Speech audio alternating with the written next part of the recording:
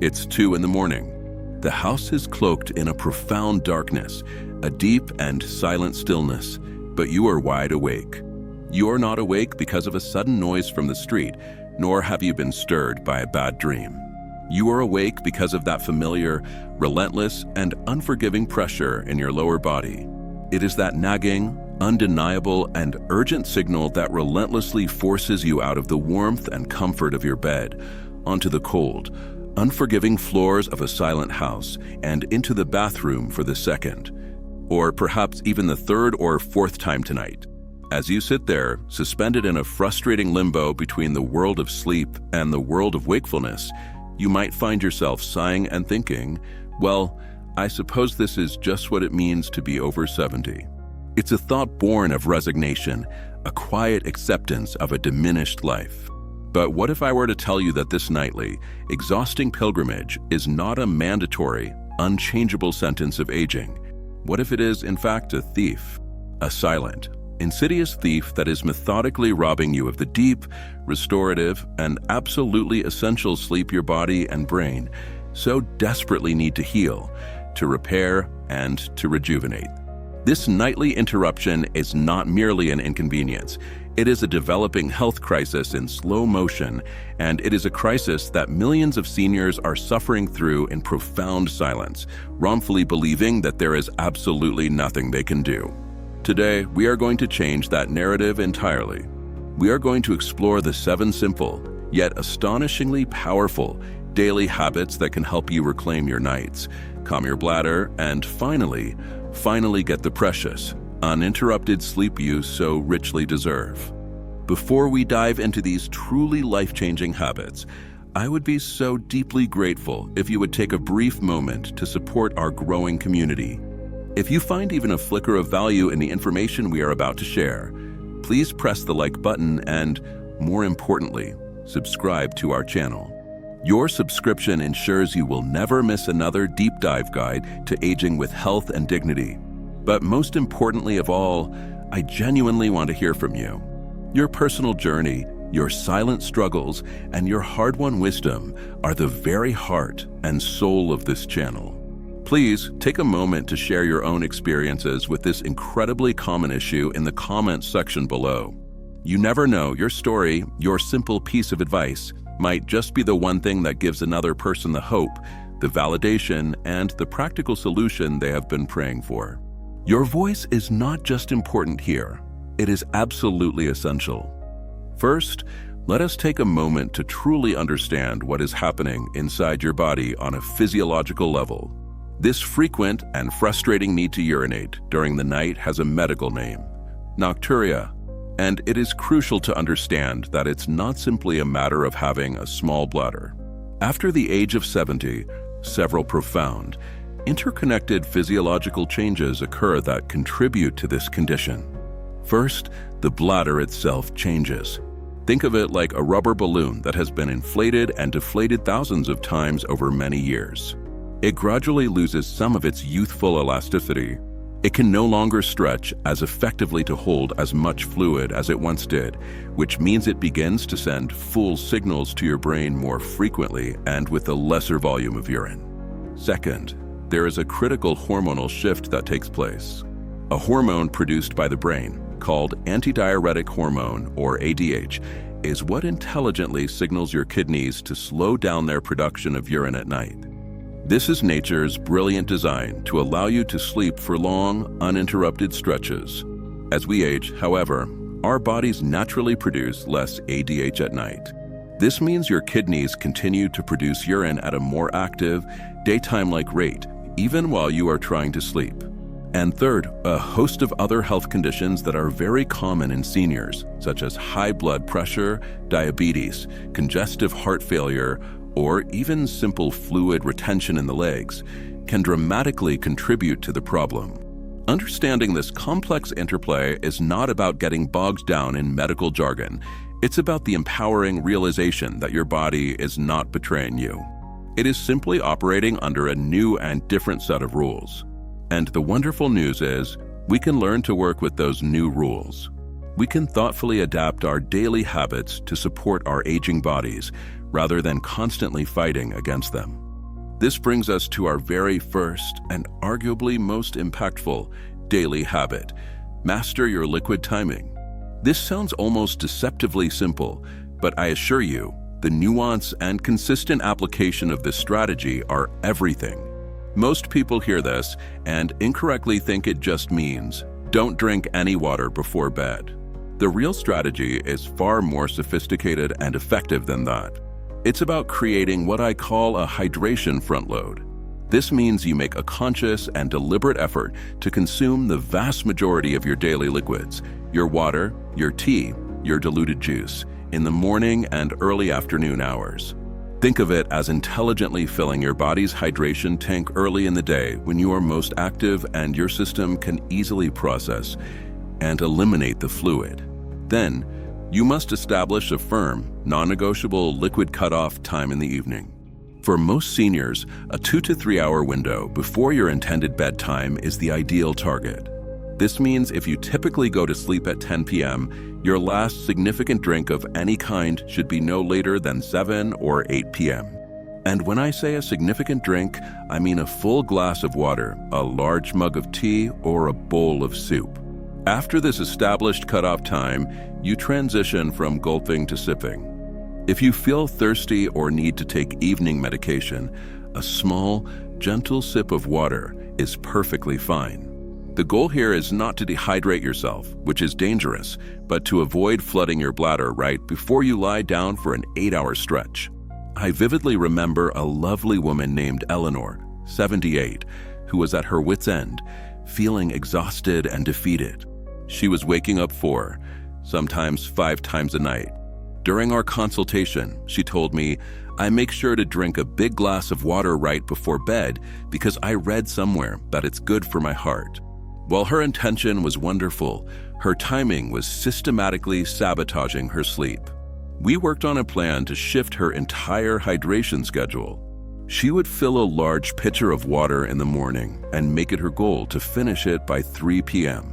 It felt strange to her at first, almost unnatural, but after just 1 week of this new routine, she called me, her voice filled with a joy I hadn't heard before.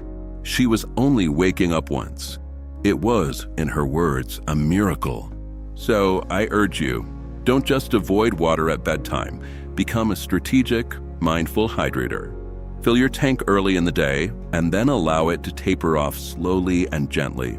This one habit, practiced with consistency, has the power to cut your nightly bathroom trips in half. The second habit is one that most people would never in a million years connect to their bladder issues. Mind your salt intake, especially in the evening. We have been conditioned to associate high salt consumption primarily with high blood pressure, but its profound effect on your nighttime urination is just as dramatic and far less understood. When you consume a salty meal, particularly in the evening, your body's sodium levels rise sharply. This triggers 2 powerful and immediate responses. First, it makes you incredibly thirsty. You will almost certainly find yourself reaching for a large glass of water or another beverage late at night to quench that powerful, salt-induced thirst, which directly contributes to a full bladder just as you're trying to wind down. But there is a much more insidious and invisible mechanism at play. Excess sodium in your bloodstream acts like a powerful magnet for water. In an effort to restore balance, your body pulls fluid from its own tissues and dumps it into the bloodstream to dilute the salt. This dramatically increases your overall blood volume. Your hardworking kidneys then have to go into overdrive to filter out all this excess fluid and salt, a demanding process that continues for hours and hours after you've finished your meal, peaking precisely at the time when you are trying to achieve deep, restful sleep. A fascinating study presented at the European Society of Urology Congress revealed that a simple, modest reduction in daily dietary salt intake led to a significant and meaningful decrease in nighttime urination for a large majority of the study participants. The sources of this hidden salt are everywhere in the diet of an older adult. Canned soups, which are notorious offenders, processed deli meats, frozen dinners, an array of condiments, commercial breads, and even seemingly healthy foods like cottage cheese. A single bowl of a popular brand of canned chicken noodle soup can contain more than your entire daily recommended sodium intake for the day. I once worked with a gentleman, Arthur, 81, a recent widower who had taken to having a simple bowl of soup and some crackers as his evening meal.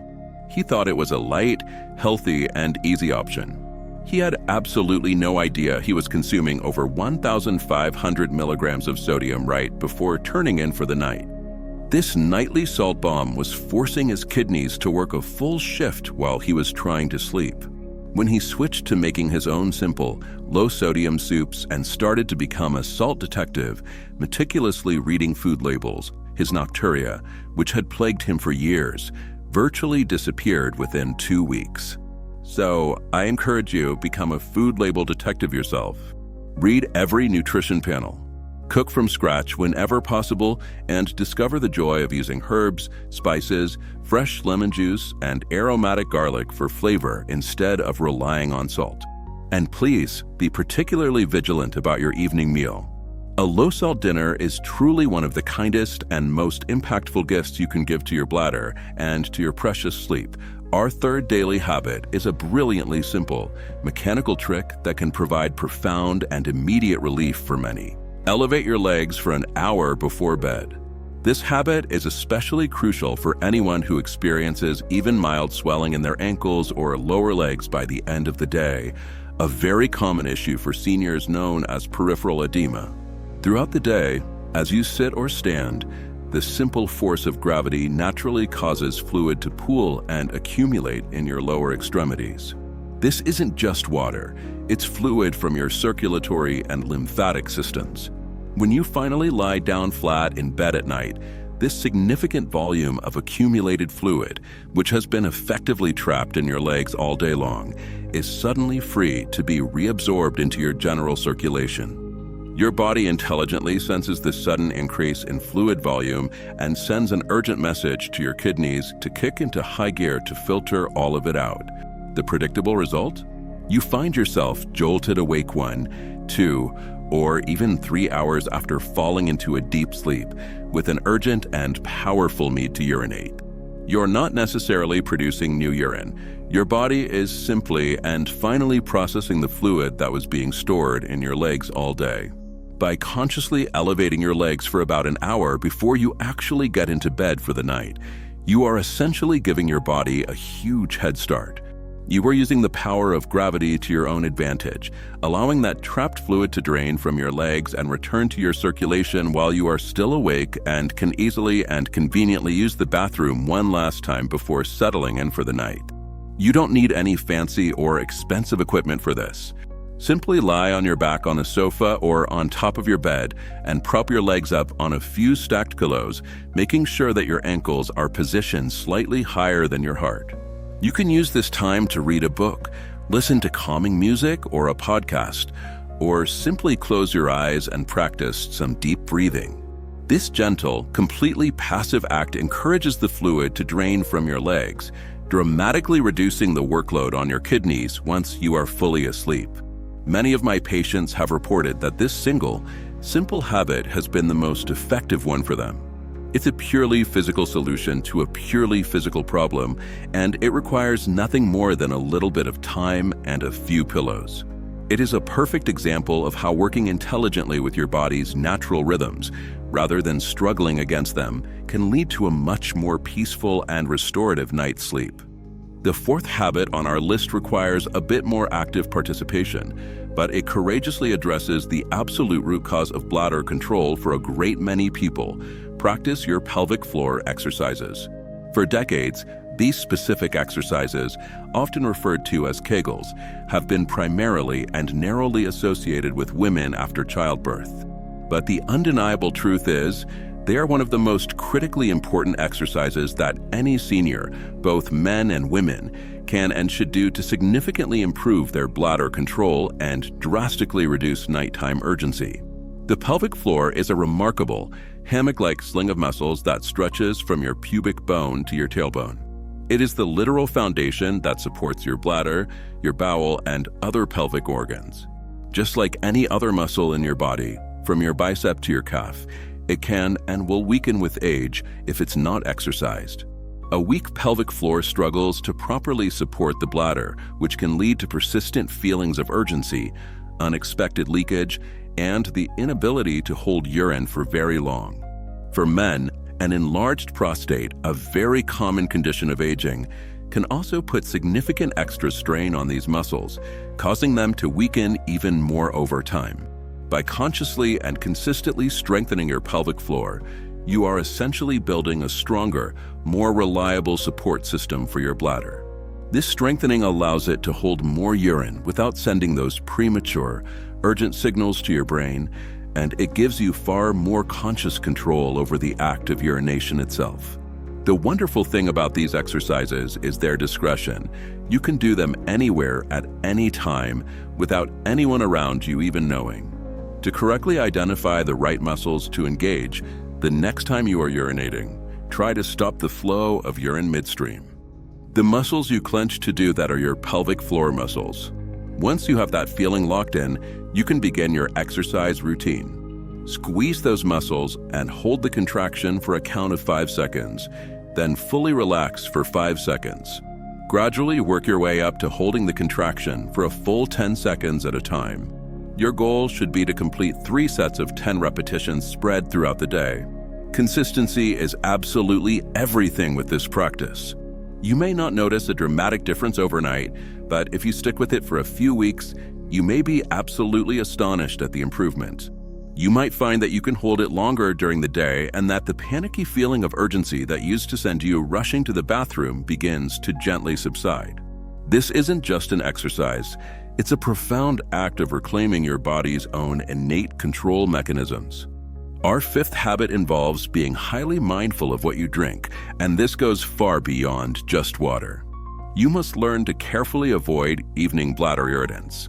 Certain common and beloved beverages, even when consumed in small amounts, can directly irritate the sensitive lining of your bladder, making it feel more sensitive and triggering the false sensation of needing to urinate even when it's not actually full. The 2 biggest and most notorious culprits for seniors are caffeine and alcohol. Caffeine, which is found not just in coffee, but also in black tea, many popular sodas, and even in chocolate, is a particularly nasty double-edged sword for your bladder. It acts as a diuretic, which means it directly signals your kidneys to ramp up urine production. But it also acts as a direct bladder irritant, increasing the sensitivity and urgency signals sent to your brain. A single cup of coffee consumed after dinner can be more than enough to completely disrupt your entire night of sleep. Similarly, alcohol, whether it's a glass of wine with your meal, a cold beer while watching television, or an evening cocktail, also has a powerful diuretic effect. But it also interferes with your body's production of that crucial ADH hormone, the very hormone that is supposed to keep your nighttime urine production low and steady. This is why you almost always have to use the bathroom more frequently after consuming alcohol. For many seniors, a nightly glass of wine or a beer is a cherished and relaxing ritual, a simple pleasure to unwind at the end of the day.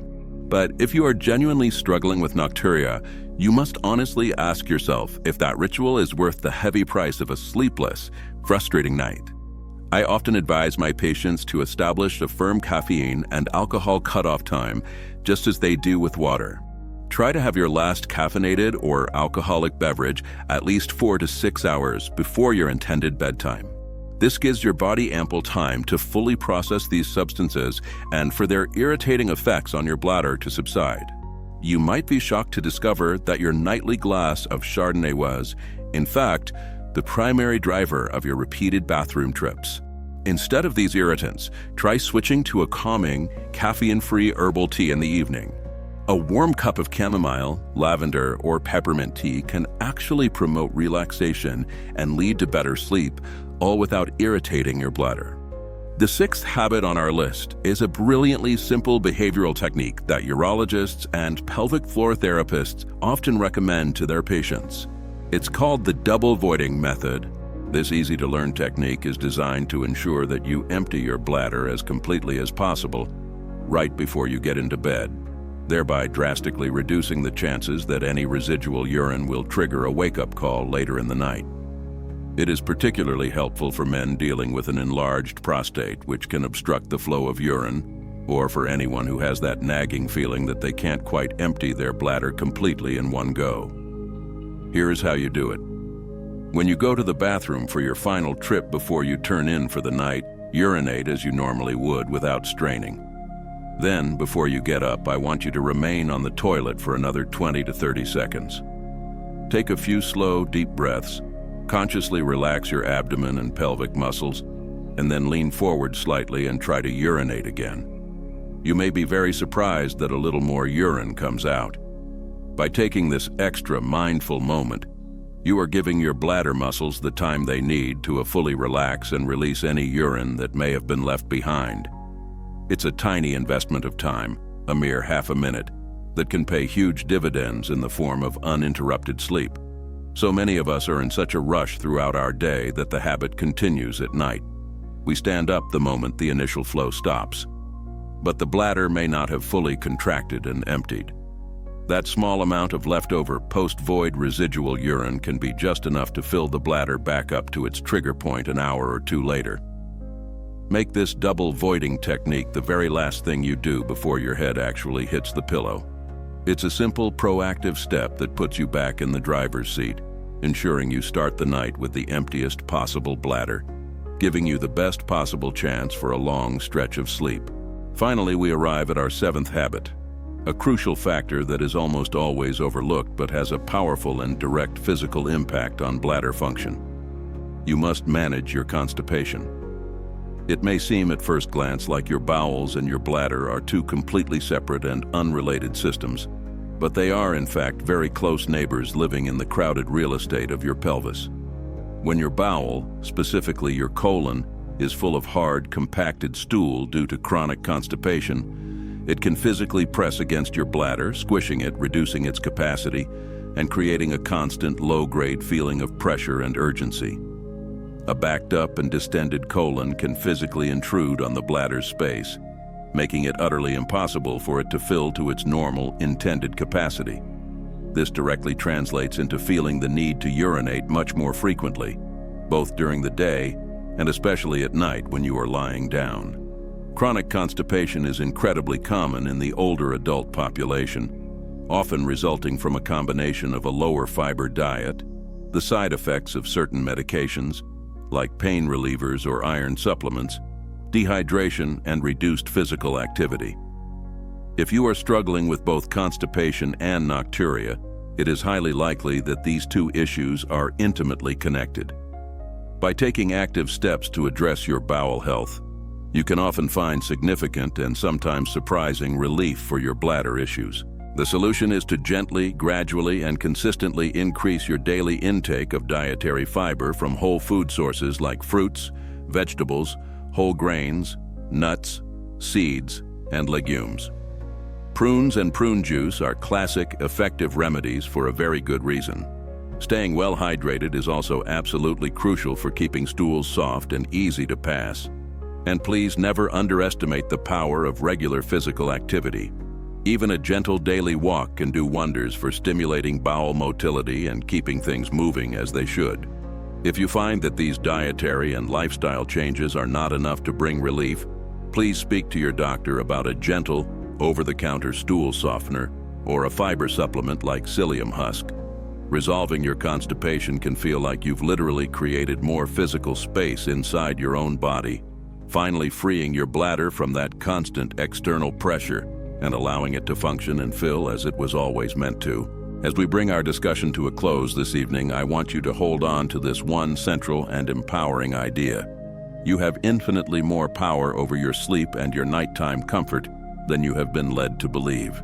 These nightly trips to the bathroom, these frustrating interruptions that have perhaps felt like an inevitable and cruel part of your life, are not your destiny. They are the cumulative result of a collection of daily habits and understandable physiological changes, many of which you can directly and powerfully influence. From the simple timing of your drinks to the amount of salt on your dinner plate, from the gentle act of elevating your legs to the focused, internal strengthening of your pelvic floor. Each of these 7 habits is a tool that allows you to work with your aging body, to support it, to honor it, not to constantly fight a losing battle against it. It is about understanding the new rules of the game and playing that game with wisdom, patience, and a well-thought-out strategy. It is about reclaiming your fundamental right to a peaceful, healing, and uninterrupted night's sleep. The kind of deep sleep that allows your body to meticulously heal, your mind to clear and process, and your spirit to truly rest. Please do not resign yourself to a life of fragmented sleep and the bone-deep fatigue that follows. Choose just one of these habits, just one, and make a commitment to start with it tonight. You may be absolutely amazed at the profound difference it makes. Thank you for being here with us today. Your health, your rest, and your dignity matter more than words can say. Please share your journey with us in the comments. Let us know which habit you are going to try first. And if this video has been helpful to you, please do us the honor of liking, subscribing, and sharing it with a friend who might just be suffering in silence. We look forward to seeing you in the next video, well rested and refreshed.